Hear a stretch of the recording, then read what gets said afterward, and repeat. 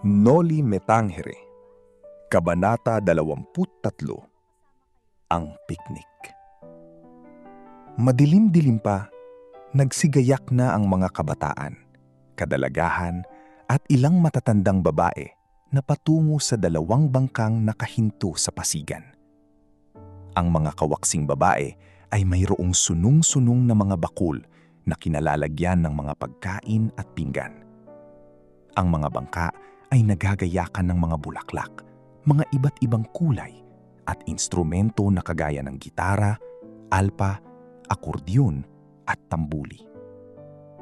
Si Maria Clara ay kaagapay ang mga matatalik nitong kaibigan na sina Iday, Victorina, Sinang at Neneng. Habang naglalakad, masaya silang nagkukwentuhan at nagbibiruan. Paminsan-minsan ay binabawalan sila ng mga matatandang babae sa pangunguna ni Tia Isabel. Pero sige pa rin ang kanilang kwentuhan. Nagtigis ang bangka ang mga dalaga sapagkat lulubog daw ang kanilang sinasakyan. Dahil dito, mabilis na lumipat ang ilang kabinataan sa bangkang sinasakyan ng mga dalagang kanilang pinipintuho. Si Ibarra ay napatabi kay Maria. Si Albino ay kay Victoria. Natameme sa pagkakagulo ang mga dalaga. Ang piloto o ang sumasagwan sa dalawang bangkang para umusad sa tubig ay isang binatang may matikas na anyo. Matipuno ang pangangatawan, maitim, mahaba ang buhok at siksik sa laman. Ito ay si Elias.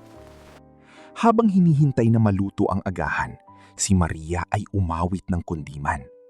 Balana ay hindi nakaimik. Sinabi ni Andeng na nakahanda na ang sabaw para sa isisigang na isda. Ang mga nagpipiknik ay nasa may baklad na ni Kapitan Tiago.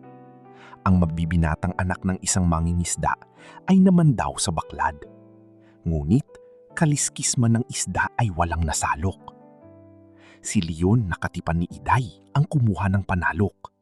Isinalok ito, ngunit wala ring nahuling isda. Sinabi na ang kawalan ng isda sa lawa ay dahil sa buhaya. Agad na lumundag si Elias. Sigawa ng mga babae na baka mapahamak ito. Pero pinayapa sila ng ilang mga kalalakihan sa pagsasabing sanay na si Elias na humuli ng buhaya.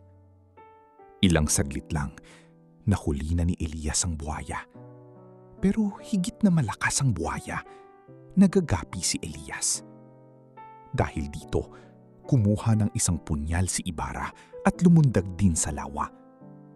Hindi hinamatay si Maria Clara sapagkat ang mga dalaga noon ay hindi marunong mahimatay. Biglang umalimbukay ang pulang tubig. Lumundag pa ang isang anak ng mangingisda na may tangang gulok. Pamaya-maya, lumitaw sina Ibarra at ang piloto o si Elias na dahil iniligtas siya ni Ibarra sa tiyak na kapahamakan, utang niya ang kanyang buhay dito. Natauhan mula sa pagkapatda si Maria nang lumapit sa kanya si Ibarra. Nagpatuloy ang mga magkakaibigan sa pangingisda at nakahuli naman ng marami.